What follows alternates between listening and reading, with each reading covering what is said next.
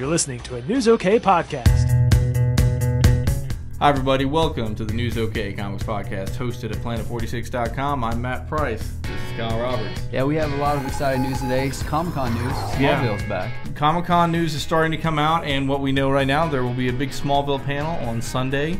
Tom Welling, who plays Clark Kent, will return to Comic-Con, as will Erica Durant, who plays Lois Lane, Cassidy Freeman, who plays Tess Mercer, and Justin Hartley, who plays Oliver Queen, a.k.a. Green Arrow. So they'll be there 10 to 11 a.m., Ballroom 20, San Diego Convention Center. If it's anything like last year, be prepared to get in line and stand there for a while. There was a lot of people at that thing. Spider-Man is cast. That's right. We've got a new Spider-Man. It is Andrew Garfield. Andrew Garfield. What do you think of him? I like him. You know, you may know him from the Imaginarium of Dr. Parnassus, or however you say that. That's right. It's a weird title and a weird movie. But it is a fun movie, and he did a great job in it. Yeah, that's good. So you think he's got what it takes to be Spider-Man? I think so. I mean, he wasn't a very heroic superhero in that movie.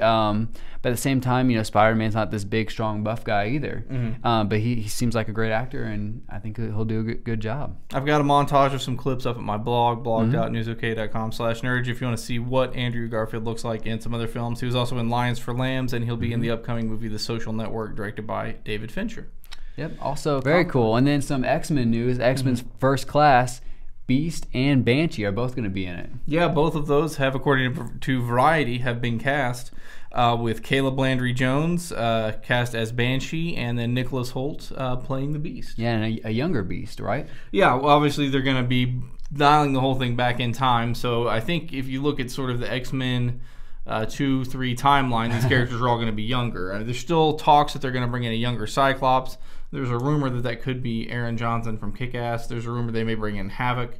So it's going to be all these characters dialed back and played at sort of a younger version. Also, some Superman comics news. Lex Luthor is going to meet death. I don't think they're going to kill him. But the death character from Sandman is going to come into the Action Comics storyline as Lex Luthor is on his quest for power. Paul Cornell asked the creator of the death character in Sandman, Neil Gaiman, if he could use the character. He said yes, so there we go. That's coming up in Action Comics 894. Very cool. Let's dig into the review file. Exactly. All right. So we've got X-Men, which is one of your favorite things. I love X-Men. We've got vampires, which is one of your not most favorite things. So it's sort of like somebody poured lemonade in your cereal. Something like that. I'm not sure what that means, but exactly. So it's X-Men #1 relaunch with Victor Gischler and Paco Medina. You're our resident expert. Kind of give me a taste of what you thought there. I mean, I do. I like this comic. I like that Jubilee's kind of making a comeback back in it. And you know, some crazy stuff has gone on in X-Men life so far. Yeah. Some really drastic stuff, and so I guess it's kind of a glimpse into the future of some kind of light in their future, and then all of this vampire stuff starts happening. And so I'm not sure exactly where they're going with this. Maybe it's because of the whole Twilight, you know, type stuff going on, and so they're taking the vampire play on it as well. But I'm not a huge vampire fan, so I'm not totally digging it. But I do like the story and all of that. I found it a little confusing that this came out before the end of Second Coming, which happens next week. But sometimes that's just how these things work out, I guess. See, Neil Adams is back in Batman Odyssey, the big-time Batman artist of the 60s and 70s. Is writing, drawing, inking, coloring, everything. Absolutely. Batman Odyssey.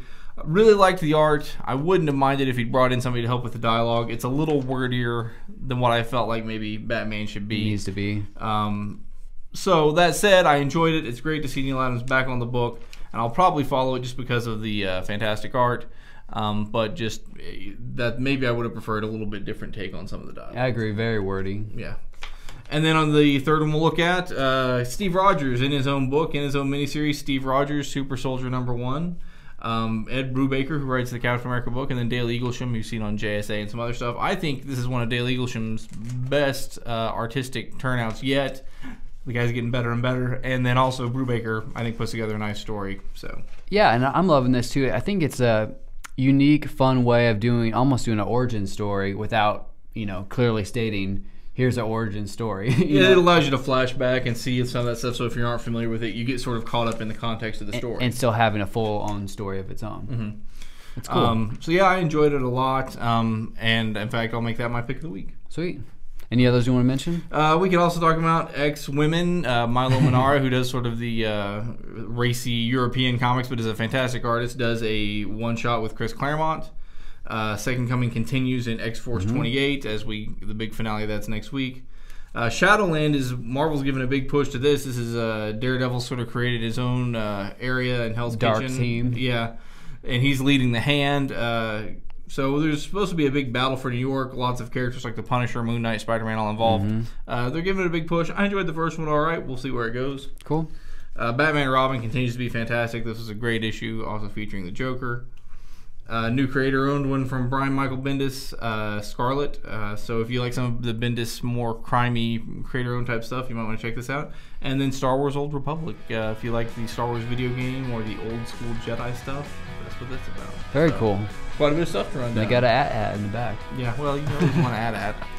So anyway, that's what we got this week. Come back next week for more comic book and movie news. So for Kyle Roberts, I'm Matt Price. Thanks for watching.